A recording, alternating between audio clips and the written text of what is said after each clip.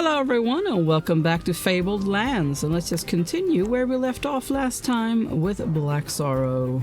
Alright, let's see what we can get up to this video. Don't really want to go to the Eerie Woods. Let me go to the Grim Riverbank. Let's go to the Eerie Woods. These are eerie woods haunted by the rustling of leaves and the occasional mournful cry of an animal far off between the trees. Not many people are to be seen this far from the farmlands of the river valley. An uneventful journey. Okay. Well, let's go to Goldfall again. Just passing through. Open country? The farmers in these parts are ruddy-cheeked and jolly, always ready with a foaming stoup of ale and a cheery chat. If you took up every offer of hospitality, you would never reach your destination. Well, we don't really have a set destination.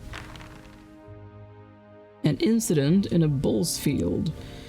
Your shortcut across a seemingly empty field proves to be unwise. You are suddenly charged by a ferocious bull which is intent on decorating its horns with your lower intestine. Do we run for it or do we stand and fight?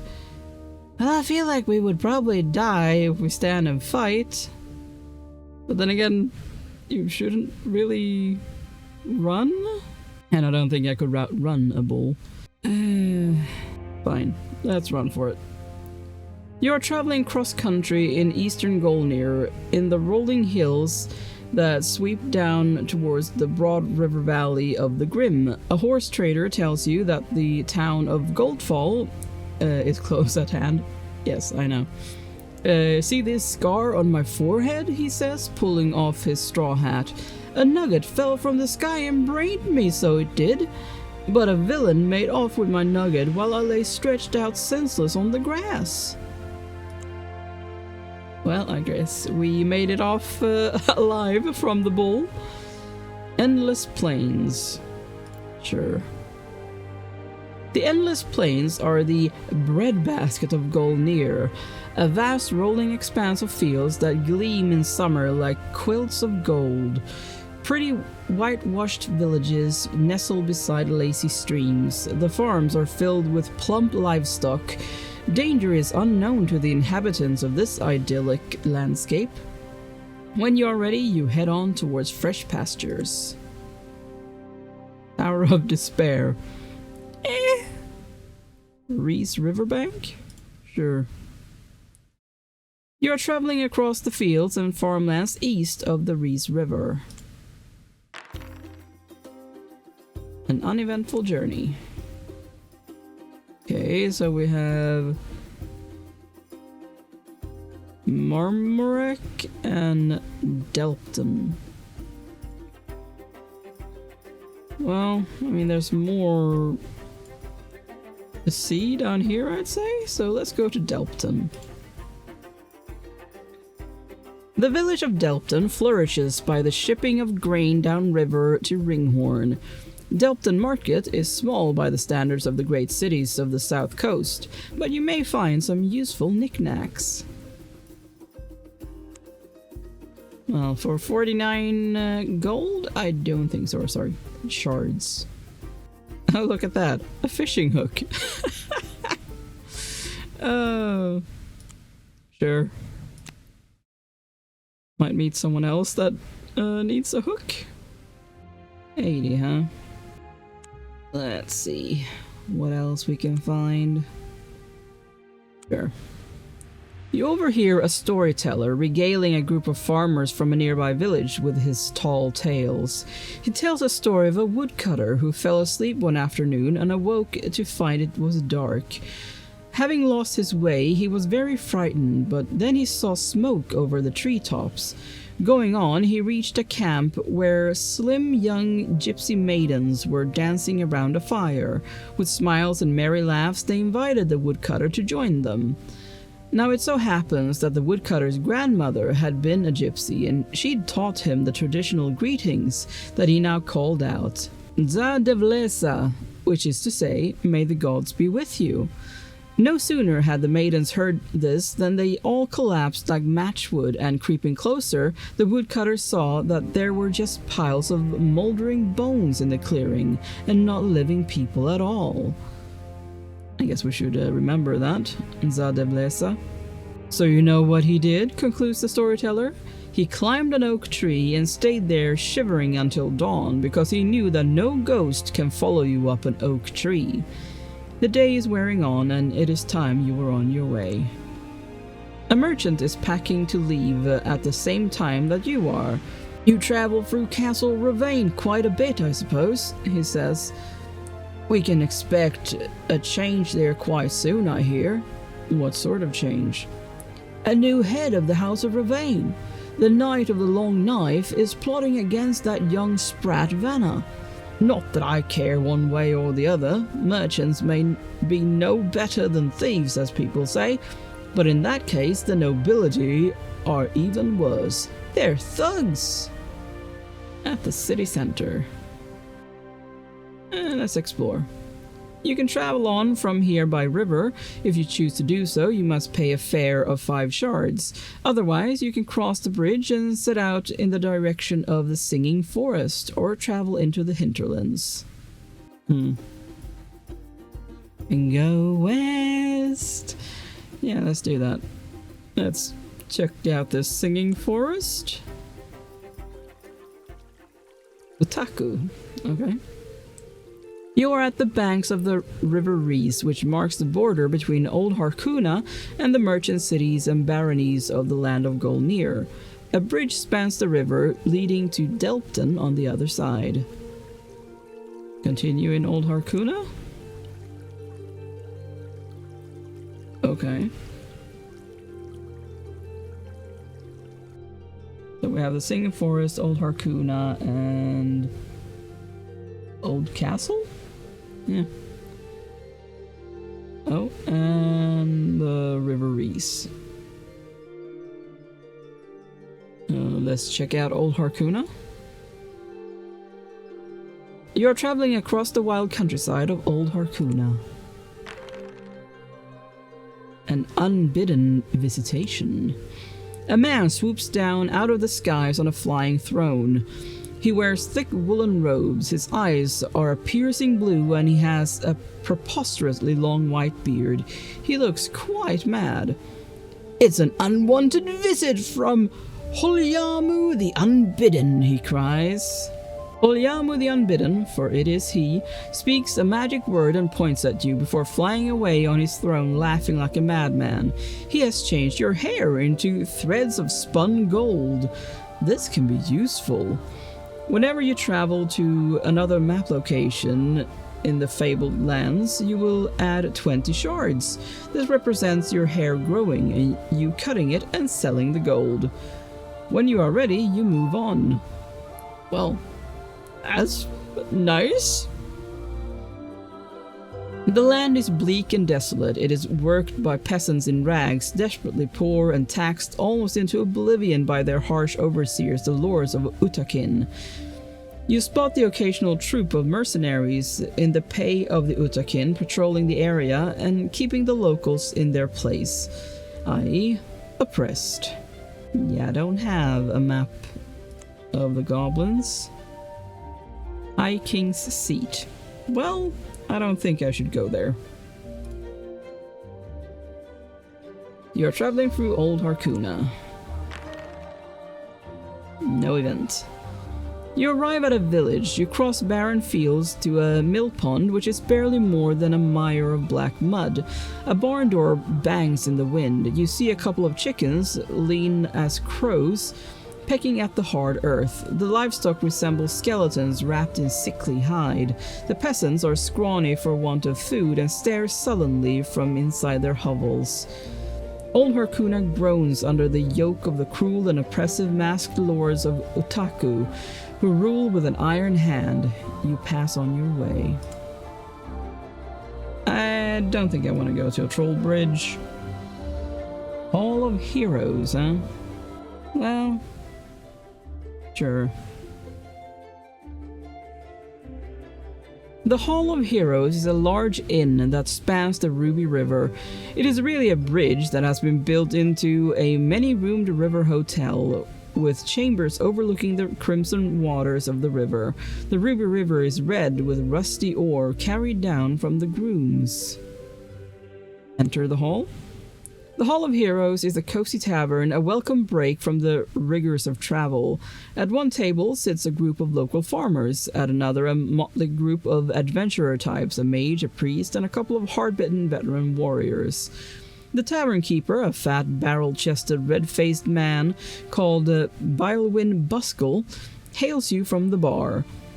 "Welcome, stranger," he bellows, looking you up and down with greedy-looking eyes. "You can stay here as long as you like." Yeah, 1 shard a day. Talk to Beowulf Buskell. The innkeeper tells you about a hideous monster that terrorizes the local populace. It is called Grindel. Ah, well. I am not the hero of that tale. My name is not Beowulf. And it has its lair deep in the swamp. At night it carries off its victims and devours them, as human flesh is its favorite food. Beowulf Buskell and the locals have put up a reward of 300 shards for the hero that slays this vile creature. "My potboy, Miss G, can guide you to its lair," explains Buskell, pointing to a thin, sallow-faced young lad working out back. "He spent all his life around these parts." "Well..." Talk to the farmers. "Welcome, mighty adventurers," says an old black-toothed peasant. "You going to try your hand against Grindel the Ripper?" You ask if anyone has seen Grindel and how many people he has carried away. "Oh, he be huge and covered in scales, strong as strong can be, toothed and fearsome, like a 2-legged dragon," says one. "Aye, and he carried off..." "Who was it now?" says another. "Well, there was... can't remember any locals been taken recently. Mind you, there was Fabled the Fearsome, that mercenary. We found his head on the road. And Obraid the Capable, a mate from Dwemer. We found his body parts scattered all over the stable yard. Obraid the Incapable we put on his tombstone." They laugh uproariously. Talk to the adventurers. You pull up a chair and join the 4 adventurers. They too are hoping to have a go at Grindel, but are uncertain of the risks. "It's all very well," comments a young enchantress whose name is Chrysia, "being adventurers and all, but the trouble is at least 15 so-called heroes have tried dealing with this Grindel, and none has ever been seen again." "Aye, that's true," growls an older warrior called Kimren, "and I've taken on some tough opponents in my time, but those are not good odds."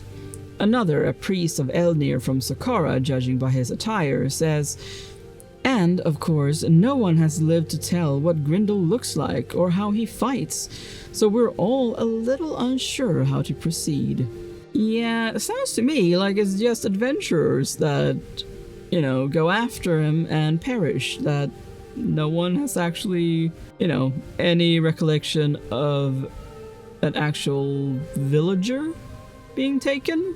So, yeah, doesn't feel like a safe thing to do. Although, to be fair, my suggestion would have been, let's all go together.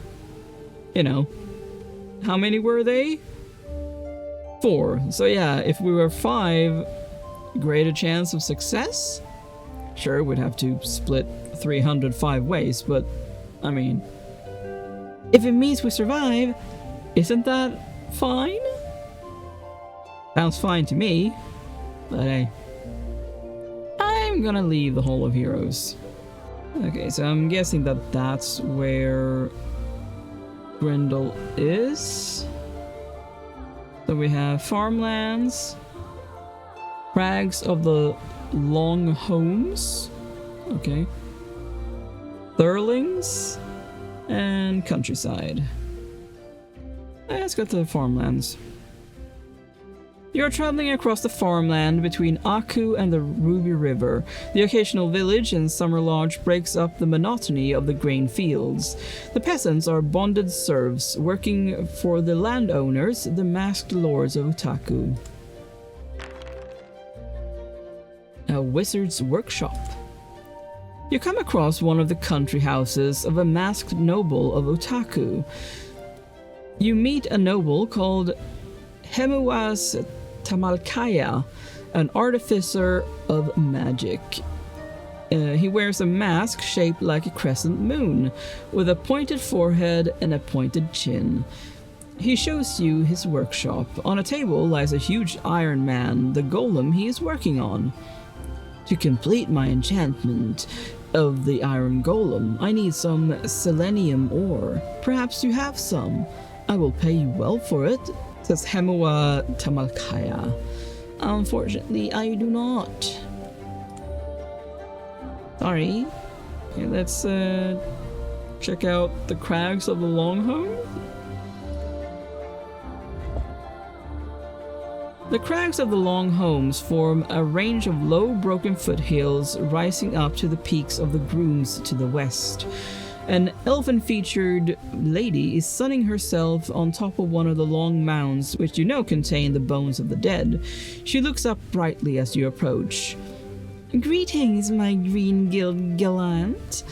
The shrill shades of Shadar shamble still underfoot. Are you holy enough to haul the hordes from these hills, hero? You choose a chill, charnel house to challenge your chances. Enough, lady. Have you anything of use to tell me? The woman fixes you with green eyes. These homes are sacred and not for the greedy or the guilty. You must indeed be sure of your right arm and your righteous cause to dare enter here. With that, she bids you farewell and disappears. A green butterfly flutters away from where she was sitting. Okay. Well, diptych? Whatever that is, I do not have it. So leave the crags. Fog closes in fast all about you. The thick banks of mist make it impossible to get a sense of direction. Towering dark shapes loom out of the gloom to either side, increasing your unease. Hey! Successful scouting roll. Southern Grooms? You are making your way through the southern peaks of the blood-red mountain range known as the Grooms. Safe journey. Okay. West Road. You are journeying along the road between Aku and Kunrir. Religious zealots. Oh boy. A troop of bearded and unwashed pilgrims approaches you. They are whipping themselves with ropes and crying out phrases such as, "We are not worthy," and "Forgive us, great Ebron, for our foul sins," or "Pain and suffering is the way to Ebron's heart." They are members of a fanatic sect of the Church of Ebron called the Flagellants of the Soul, whose members believe that they can earn the goodwill of their god through pain. Obviously, they are quite mad. "Look!" screams one, pointing at you. "A foreign swine! Surely no true worshipper of Ebron," yells another. "Let's stone the blaspheming heretic," shouts someone else. "No, wait," says their leader. "We should at least give this foreigner a chance." They demand you recite the blessing of Ebron to prove you are a member of the church. Desperately, you rack your brains trying to remember what you have picked up during your time in Otaku. Well, I don't remember having heard anything about that. Well, maybe I have. Successful sanctity roll. You manage a passable rendition of a blessing in the name of Ebron. "May Ebron smile on you," says the leader. "Join us," says another. "Here, you can have my whip." You politely decline, not wishing to spend your life in self-inflicted pain. "As you wish," he mutters, somewhat miffed. The leader gives you an amulet of Ebron, commenting on how good it is that foreigners are embracing the faith. The flagellants of the soul continue on their way, whipping themselves and crying prayers to the heavens. You just never know when Ebron's favor might come in handy, I suppose. Well, let's go to Aru. Or Aku. From a distance, the towers of Aku seem to hover in the air like a city in a mirage. Gardens of riotous foliage cascade like green waterfalls from the elegant pinnacles and domes. Sounds pretty.